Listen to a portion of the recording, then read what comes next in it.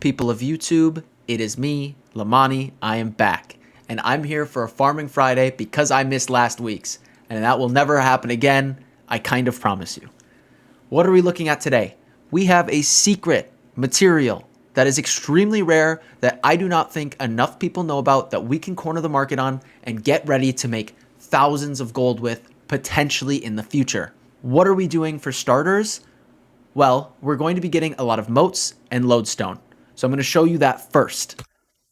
I, on this loop, have gotten 200 motes of earth, 164 soul, 170 death, 48 water, 15 life, and 212 air. So this is great for leveling alchemy, arcana, and even jewel crafting.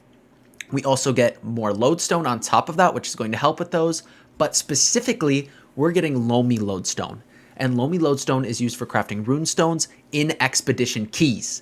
Right now, the amount of loamy lodestone that you actually need is absolutely insane to the point where people aren't even crafting expedition keys. But with the recent change on the PTR that is going to reduce the amount of crafting materials to make runestone and make expedition keys, loamy lodestone will have a higher demand. Since there are more players hitting 60, more players want to do expeditions, I think that loamy lodestone will increase in price due to the higher demand. On my server right now, it's about 15 gold per, but they sometimes sell, sometimes don't. I think that's just because people don't want to craft them. It's just ridiculous how much you'd have to get. And so loamy lodestone, I think, will shine soon after the next content patch. I would hoard your loamy lodestone on this route or just sell it and try to make a quick buck. With these motes, I will also say that we have lightning beetles and blight moth dust. Imagine if these went as a mote proc instead of the epic drop. We would have about 160 more of these motes and 80 more of these motes. So just add that on top of everything else. Now, where are we currently? Right now I'm in Glass Lake in Great Cleave, and we're going to be looping around Glass Lake, coming up to Wayward Mounds, and restarting the loop and just running like this, getting all kinds of motes. But the absolute key to this is one rare secret material that nobody knows about, starting right here. So what is this right in front of me? I just recently harvested it. It is the drop for white pigment. If you don't know what pigments are used to craft into dyes. So why is white pigment such a secret, incredible, potential long-term find for great gold making? There's only 3 total spawns and they only spawn in Great Cleave. Right here is the first one. The second one is up here. And the third one is over here. 3 spawns, it's difficult to get them all, but a long enough respawn where if you're running between them and grabbing all kinds of resources, you can stock up a lot, and with harvesting yield, you can generate a ton of white pigment. Why do I think white pigment is a huge potential gold maker? If you are a WoW player, you know what transmogging is. It's changing your gear, making it look as though it's something else.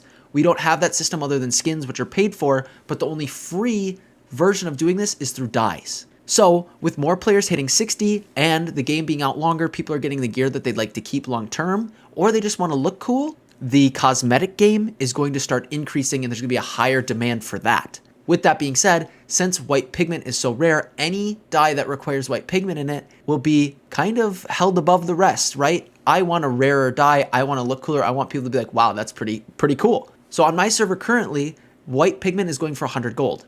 What do I think we can do? I think we could start buying up white pigment or start harvesting it and stockpile it for a little bit here, corner the market. Maybe we could even start selling at 100 gold now. And even though it's not selling, there will be white pigment sales for a ton of gold in the future because these spawns will be fought for, right? No matter what, there's only a certain limited amount of supply. If there's a high demand for rarity, there will be an insane price for it. As of right now, just doing one loop and then catching it back on the respawn, this is potentially 600 gold just in dye. Think about too, if we take that white pigment and we turn it into dye and make our own and sell the dye, right? There's 2 ways to look at it. You can either refine it or you can just sell it raw.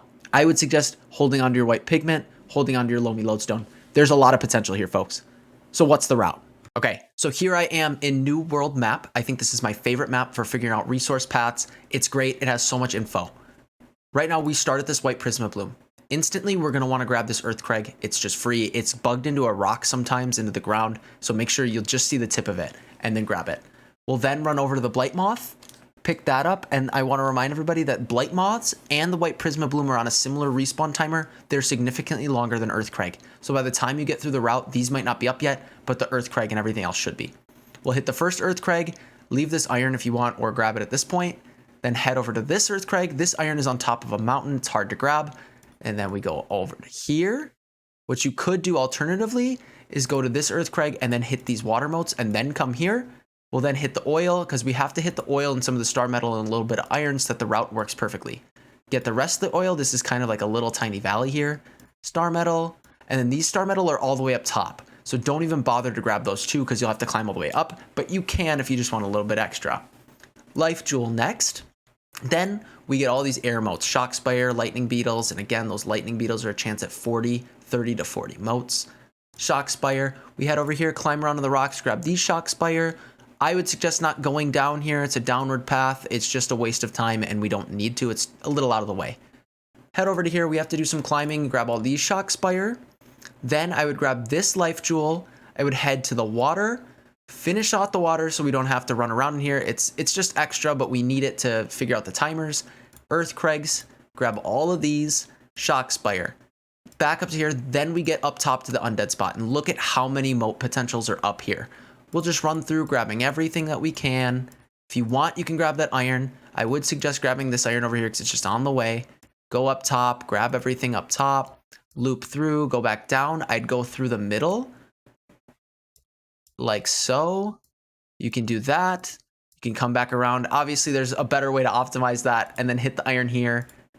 Make sure you go here, and then I always end on this iron vein. And by the time you get to this earth crag, it should be respawned.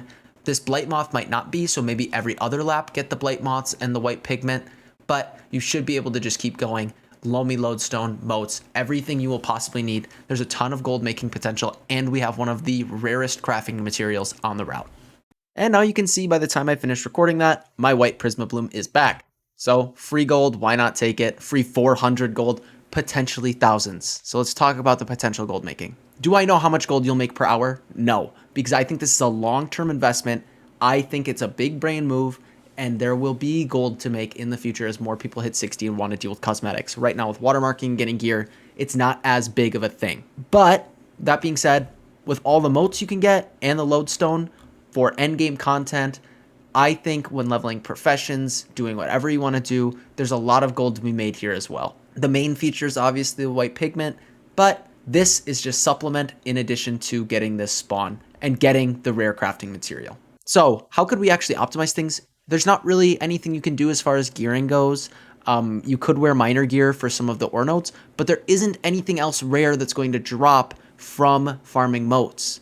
You could get yield. Yield would be great to have, but other than that, not much because the lodestones are only 1 per. You could get harvesting yield for the white pigment. That should be all. If you want to make money, just run around in the circle and use it as an investment opportunity for the future.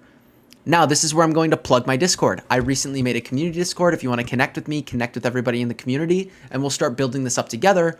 This is a great opportunity because on that map I just made, I can actually share the data set and share the route to everybody, and we can create group data sets that we can all make gold together. I want to make farming Fridays quick. I want to help you make gold quick, farm up cool things. So that's all I have today. If there's anything you want me to farm in the future, any material at all, anything you want me to go for, items, weapons, resources, gold, please ping me, comment, do whatever, let me know, and I will figure out a route to get that done. Thank you everybody just for watching the video. I want to shout out my special group, my Patreons, everybody on my Patreon. You know you're going to get your name read out here. So thank you Jacob, Adrian, Thuggius, Shane, Gil, Schmeezy, Anarino, Ethan, Ajuro, Nathaniel, Thonar, Chad, Nicasio, Joseph, Tarvi, Mummy, Generic Guy, Ronan, Ralph, Bob, The Korean, Florian, Blue Beagle, and GDB. If you want to support me directly, please hit the link in my description to take you to my Patreon page. There will also be a link for the Discord in there. But nonetheless, I appreciate the support of every single one of you just by viewing the video. Last thing, we have this beautiful artist. His name's Dan. He's a friend of mine. He's incredible. Check out the thumbnail and the logo he's made already. We have great things coming, people. I'm super excited. Thank you for watching. Thank you for listening. And thank you for being you, people.